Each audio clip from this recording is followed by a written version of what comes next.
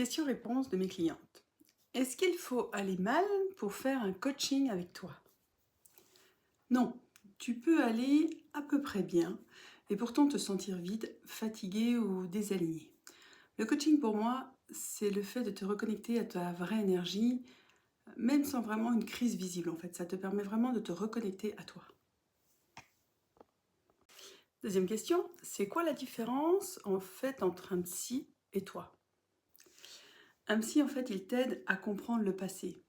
Moi, je t'aide plus à retrouver ton élan pour maintenant et pour demain.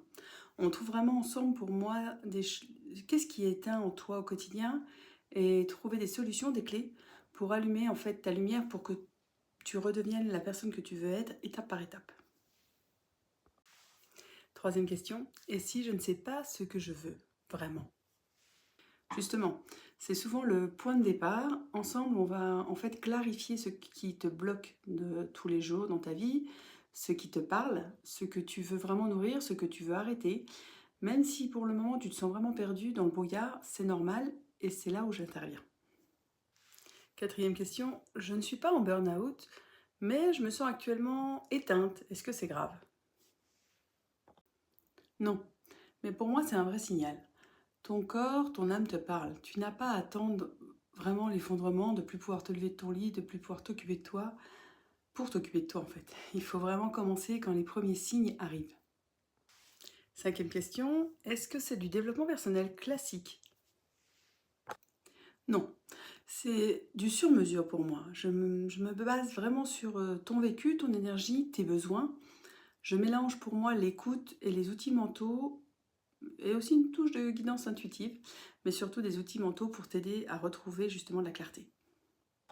Sixième question, combien de temps avant que je ressente un changement? Souvent, dès la première séance, il y a déjà un soulagement. Et en quelques semaines, tu sens une vraie bascule intérieure. Et c'est là où le travail commence vraiment. Septième question, et si je rechute? C'est normal. La rechute, il y en a. Mais en fait, je suis là aussi pour ça. On installe ensemble des ancrages solides, des exercices, pour que, même s'il y a une grande vague, tu saches revenir à toi et tu saches travailler pour vite remettre de l'équilibre dans ta vie de tous les jours. Huitième question, je me sens coupable de ne pas aller bien alors que j'ai tout pour être heureuse.